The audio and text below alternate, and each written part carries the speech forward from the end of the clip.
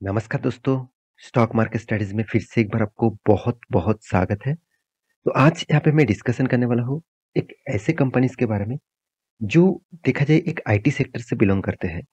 तो IT sector में बहुत सारे अलग-अलग कैटेगरीज़ के होते हैं, जैसे आप देखेंगे एक large cap and blue chip type categories होते हैं और दूसरा small and medium type categories होते हैं। तो large cap type and small and medium type दोनों में अंतर क्या है? देखिए जो ब्लू चिप टाइप कंपनी है ना, जो बहुत बड़ा है, जो लाखों करोड़ों में मार्केट कैप रखते हैं और जो छोटा कंपनी है जैसे 30,000 40-50,000 का टोटल मार्केट कैप है, मतलब 1000 करोड़ का मार्केट कैप है, उसको स्मॉल एंड मीडियम टाइप कहा जाता है। तो उन्हीं से जुड़े हुए कंपनीज़ के बारे में बात करूँगा, जो देखिए इस कंपनी के बारे में मैं पहले भी आपको वीडियो बना के दिया था। जब कंपनी डिविडेंड अनाउंसमेंट किए थे, तो इस कंपनी ने फिर से एक बहुत बड़ा अनाउंसमेंट किया, जिसके बारे में आपको डिस्कस करने वाला हूँ, तो वीडियो को लास्ट तक ज़रूर देखना और अभी तक अपने चैनल को सब्सक्राइब नहीं किया तो ज़रूर कर लेना, क्योंकि आपको daily basis stock market information update इसी चैनल के माध्यम से मिलता रहेंगे। तो चलो देख लेते हैं आज के स्टॉक के बारे में। तो कंपनी कौन-सा है? कंपनी का नाम है HGS मतलब हिंदुजा ग्लोबल सॉल्यूशन। तो हिंदुजा ग्लोबल सॉल्यूशन के ऊपर मैं कुछ ही दिनों पहले भी वीडियो को बना के दिया था, क्योंकि कंपनी ने देखिए यहाँ पे क्या दिया था।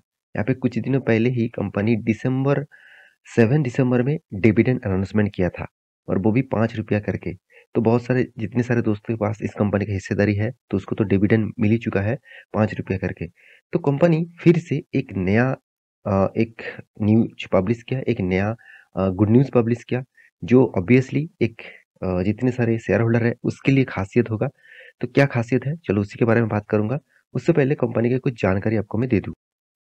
इस कंपनी का जो बिज़नेस मॉडल्स है आप सभी जानते हैं, इस कंपनी का जो बिज़नेस मॉडल्स है कुछ कुछ अलग कैटेगरीज़ टाइप के हैं। जैसे आप देख सकते हैं डीप एक्स यहाँ पे देखिए एक्सपर्टीज़ इन योर इंडस्ट्रीज़, मतलब कहाँ-कहाँ पे कंपनी काम कर रहा है, कौन-सा इंडस्ट्रीज़ के ऊपर कंपनी सर्विसेज़ दे रहा है। देखिए आईटी सेक्टर का काम क्या है? सर्विसेज़ देना, उसका सॉफ्टवेयर, उसका टेक्नोलॉजीज़ को अपडेट करना, साथ ही साथ उसको सर्विसेज़ देना, यही काम है। उनमें से मेजर कंपनी जो काम करते हैं वो ऑटोमोटिव। ऑटोमोटिव क्या होते हैं? आप सभी जानते हैं जितने सारे अभी जो गाड़ियाँ आ रहे हैं, वो सारे गाड़ियाँ कीलेस है, मतलब चाबी की ज़रूरत नहीं है स्टार्ट करने के लिए, ऑटोमैटिकली कीलेस है, रिमोट के माध्यम से ही स्टार्ट होता है। तो वो देखा जाए तो ये जो टेक्नोलॉजी है, ये ऑब्वियसली एक टेक्नोलॉजी कोई ना कोई सॉफ्टवेयर कंपनी तो काम ही कर रहा है उसके ऊपर। तो ये कंपनी जो एजीएस है, वो इसी के ऊपर ज़्यादा से ज़्यादा काम करते हैं। साथ ही साथ बैंकिंग एंड फाइनेंशियल, आप जो नेट बैंकिंग करते हैं, आप जो किसी को फंड ट्रांसफर करते हैं, तो ये जो प्रोग्रामिंग है, इसको काम करने के लिए भी टेक्नोलॉजी की ज़रूरत होती है। उस बैंकिंग सेक्टर के ऊपर भी काम करते हैं। कंज्यूमर इलेक्ट्रॉनिक्स के ऊपर, साथ ही साथ कंज्यूमर पैकेज गुड्स के ऊपर, हेल्थ केयर के ऊपर, साथ ही साथ इंश्योरेंस के ऊपर, पब्लिक सेक्टर के ऊपर, रिटेल एंड यहाँ पे देखिए कॉमर्स के ऊपर, ई-कॉमर्स के ऊपर एंड टेलीकॉम सेक्टर के ऊपर, साथ ही साथ ट्रैवल एंड हॉस्पिटैलिटी के ऊपर। देखिए टेलीकॉम सेक्टर के ऊपर भी कंपनी ज़ोर-शोर से काम कर रहा है, क्योंकि देखिए मान के चलिए कोई भी आपको मैसेज आ रहा है, कोई भी ऑनलाइन से मैसेज आ रहा है, कोई भी आपको नंबर विदाउट नंबर में मैसेज आ रहा है, तो ये जो सिस्टम है, कोई भी टोल फ्री नंबर से मैसेज आ रहा है, तो ये जो सिस्टम है उसको मेंटेनेंस करने के लिए कोई ना कोई कंपनी चाहिए। तो यही कंपनी उस तरीके से प्रोजेक्ट के ऊपर काम करते हैं। तो एक बेसिक इन्फॉर्मेशन आपको मिल चुका है इस कंपनी के बारे में। अभी कंपनी जो गुड न्यूज़ दिया, चलो उसके बारे में आपको बता देता हूँ। उसके बाद आपको टेक्निकली चार्ट पैटर्न भी दिखाऊँगा। इस कंपनी ये जो खराब सिचुएशन है आईटी का, सबसे ज़्यादा खराब सिचुएशन देखने को मिला। इस खराब सिचुएशन में भी कंपनी टिके हुए है, अभी भी अप ट्रेंड में है। तो कंपनी ने क्या गुड न्यूज़ दिया, चलो मैं आपको बीएसई के वेबसाइट के ऊपर लेके जाता हूँ, जहाँ से मैं इस डेटा को डाउनलोड करके रखा हूँ। आप भी इस डेटा को देख सकते हैं। ये डेटा जो बता रहा है बीएसई, एनएसई में दोनों में ही यहाँ पे देखने को मिलेगा। यहाँ पे बताया जा रहा है कि यहाँ पे कंपनी क्या करने वाला है, notice of board meeting under regulation 29। तो सेबी के पास एक बोर्ड मीटिंग के लिए एक ट्रेडिंग विंडोज के बोर्ड मीटिंग के लिए एक फाइलिंग जमा किया गया है और वो फाइलिंग किस लिए जमा किया गया है वो सबसे इम्पोर्टेंट है। आप ध्यान से इस चीज को देखेंगे तो आपको पता चलेगा। This is to inform that a meeting of the board of director of Hinduja Global Solution Limited, मतलब द कंपनी के बारे में बात किया जा रहा है, will be held on Monday December 19। तो मतलब दिसंबर 19 में मतलब कल के दिन इसका बोर्ड मीटिंग हो चुके थे और यहाँ पे बोर्ड मीटिंग में क्या बताया गया था कि बोर्ड मीटिंग में बताया गया था कि बाईबैक के लिए एक अनाउंसमेंट होने वाला है। तो बाईबैक अनाउंसमेंट होने वाला है, इसका मतलब एक गुड न्यूज़। आप कहेंगे सर बाईबैक किस तरीके से गुड न्यूज़ हो सकता है? देखिए, मान के चलिए अभी कंपनी का प्राइस रेंज कितना है? चलो मैं एक बार आपको दिखाई देता हूँ, करीबन चलो मान के लेता हूँ ₹1400 के आसपास। अभी करंट प्राइस है, वो डेटा हमेशा चेंजिंग होता रहता है एज़ ए मार्केट के हिसाब से। शायद आप जब वीडियो देख रहे हैं शायद वो डेटा चेंज भी हो जाएगा। तो ₹1400 के आसपास है। कंपनी क्या करना चाहते हैं? कंपनी के हाथ में जो कैश पड़े हुए हैं, कितने कैश पड़े हुए हैं? चलो आपको दिखा देता हूँ। देखिए हाथ में जो 300 करोड़ पड़े हुए हैं, कंपनी का जो प्रॉफिट इनकम भी हुआ है, वहाँ पे कुछ पैसा पड़े हुए हैं। तो वो पैसे लेकर कंपनी क्या करने वाला है? कंपनी करने वाला है कि बायबैक ले आने वाला है। इसका मतलब कंपनी चाहते हैं कि बायबैक के माध्यम से मार्केट से जो शेयर है, उसको खरीदने के लिए। मान के चलिए कंपनी चाहते हैं कि 5% शेयर में खरीदारी करूँगा। तो 5% खरीदने के लिए उसको तो बायबैक ले आना पड़ेगा। डायरेक्ट तो मार्केट से माल नहीं उठा पाएँगे। तो बायबैक जब ले आएँगे, जितने सारे शेयर होल्डर हैं, वो क्या करेंगे? वो बायबैक के लिए अप्लाई कर सकते हैं।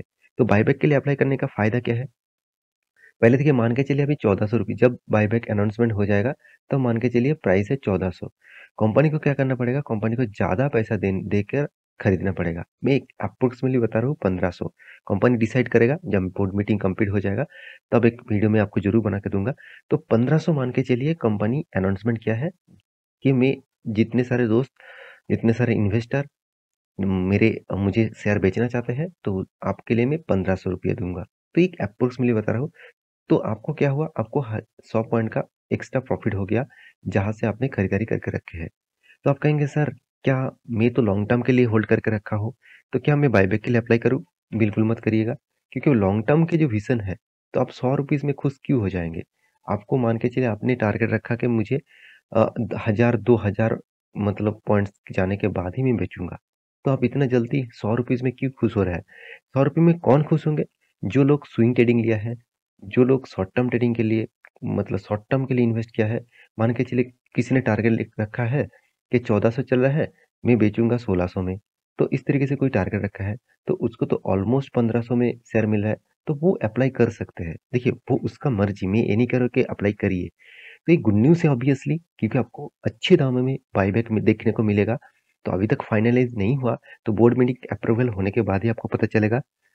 तो ये था एक गुड न्यूज़ और आपके साथ मैं शेयर करना चाहता था, तो आपके साथ मैं शेयर कर चुका हूँ। तो मेरे इस वीडियो आपको किस तरीके से लगते हैं मुझे कमेंट ज़रूर करिएगा। अगर अच्छा लगता है तो प्लीज़ एक लाइक कर दीजिएगा और साथ ही साथ चैनल को सब्सक्राइब भी कर लीजिएगा। और मेरा नई सीरीज़ जो शॉर्ट वीडियोज़ है, वो आप ज़रूर देखिएगा, बहुत कुछ इन्फॉर्मेशन वहाँ से आपको मिलता रहेंगे।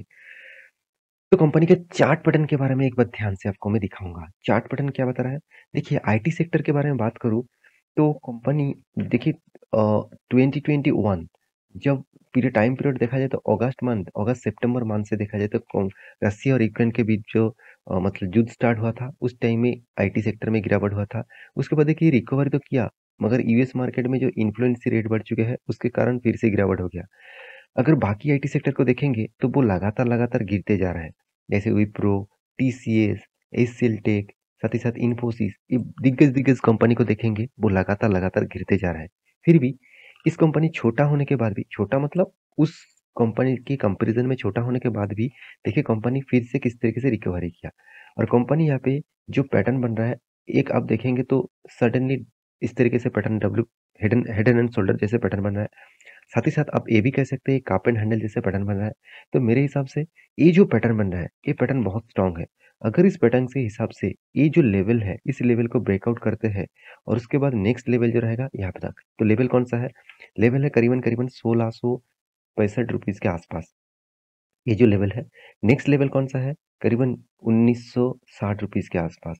तो ये दोनों लेवल बहुत स्ट्रॉन्ग है क्योंकि यहाँ पे मार्केट ने किस तरीके से रिजेक्शन दिया, आप देख सकते हैं। और ये जो लेवल है, इस लेवल को एक बार नहीं, यहाँ पे 3-4 बार, 5-5 बार यहाँ पे देखा जाए तो रेजिस्टेंस फेस किया और वो रेजिस्टेंस को यहाँ पे कंटिन्यू नहीं कर पाया। देखिए सिर्फ रेजिस्टेंस होता तो कोई बात नहीं होता। यहाँ पे जो रेजिस्टेंस है उसके साथ सप्लाई जोन भी है क्योंकि यहाँ से मार्केट जबरदस्त गिरावट हुआ।